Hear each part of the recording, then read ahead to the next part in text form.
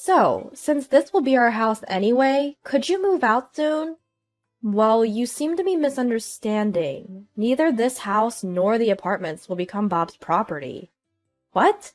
My sister-in-law, Alice, was speechless at my explanation. My name is Marie, a 35-year-old office worker. Currently, I live with my parents in our family home. This time, I'll be sharing about the absurd troubles caused by my unreasonable sister-in-law. I have a younger brother, Bob, who's 3 years younger and married a beautiful woman named Alice a few years ago. Alice was always cheerful, showing kindness to both my parents and me whenever she visited our house. I liked her so much that we often went out for meals with Bob. I thought we were building a good relationship, but one day Alice stormed into our place in a rage.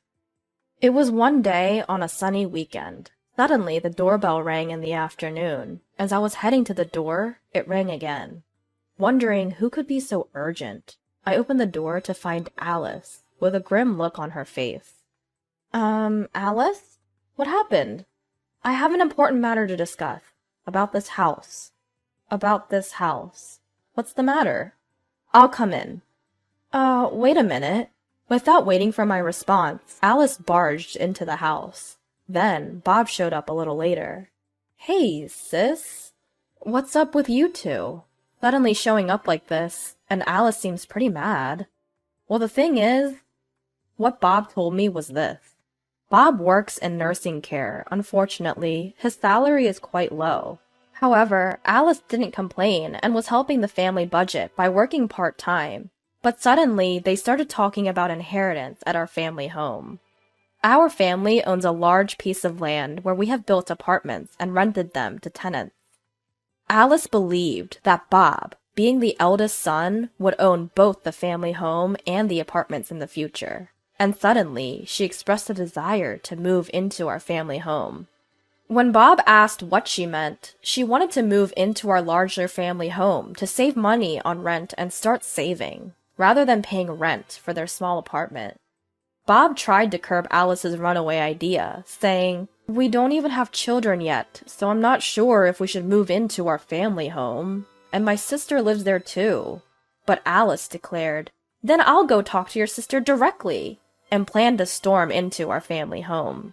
It's a rather greedy way of thinking, but maybe women become this way when they think about starting a family and having children after marriage. But it's strange that she'd suddenly say she wants to live in our family home. Well, let's just talk this out inside for now. I find my brother Bob to be quite unreliable in times like these. He's always so unmanly, for lack of a better word. That's why I thought him marrying the gentle and mild-mannered Alice was a good match. They seemed like two peas in a pod, but it looks like he's completely under her thumb.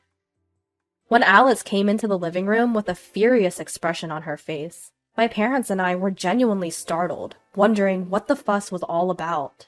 For the time being, I had everyone sit down and served some tea. Then I sat down and asked Alice to explain. What exactly is going on here? What is this important matter concerning our house? In short, we're thinking of living in this house, Alice replied. So you want to move in and live with us? Alice shook her head, saying, "No, that's not it. Wouldn't it be awkward for all of us? You in-laws run the apartment next door, right?" Yeah. We would like for Marie and in-laws to move into one of those apartments, and we would like to live here." What? At that, my parents and I collectively gasped. Glancing at Bob, I saw he could only manage a wry smile. "If you move into the apartments you own, you wouldn't have to pay rent, right?" "Well, yeah, we wouldn't need to pay rent, but why do we have to move?" "This house is a bit too large for your parents to live in, isn't it? With the gathering and cleaning, things are going to get tough, and the stairs to the second floor are quite steep. A fall could lead to a serious injury."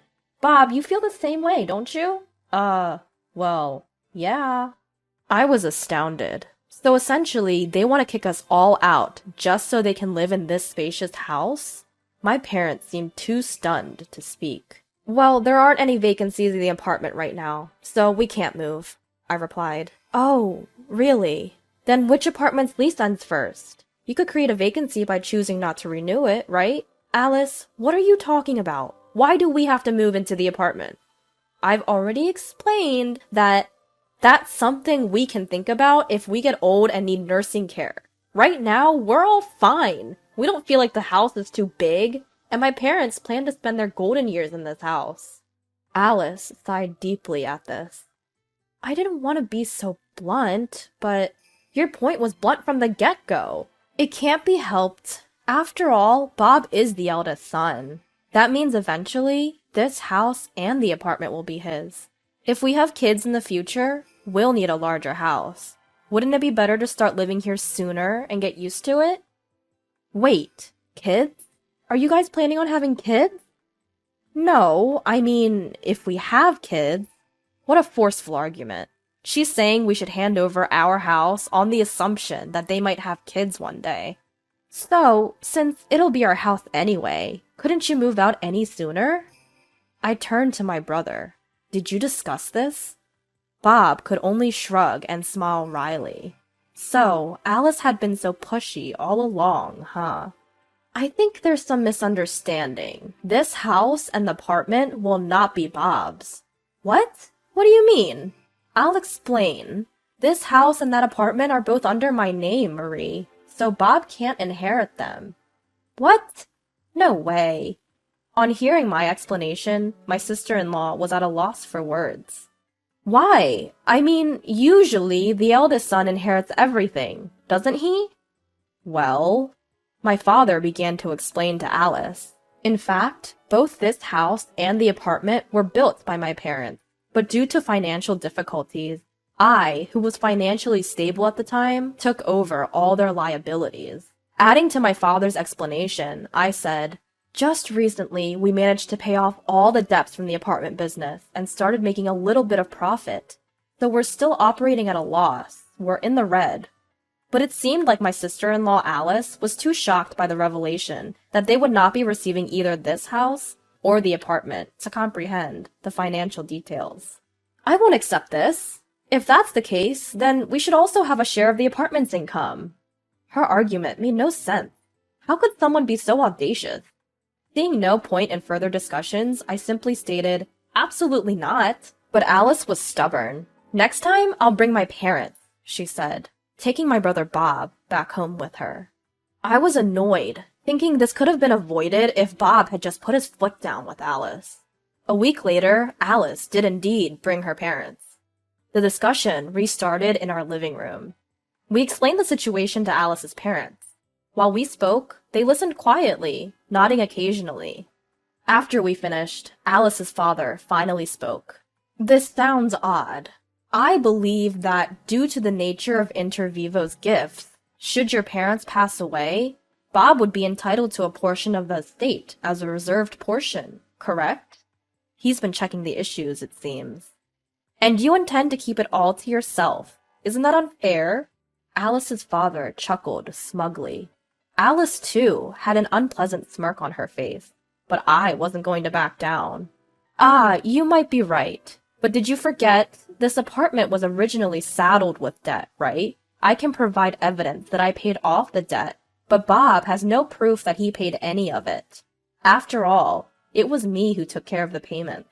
If you want a share of the inheritance, you'd have to shoulder half of the debt I took over. That would be about this much. I keyed the amount into a calculator app on my phone and showed Alice and her parents.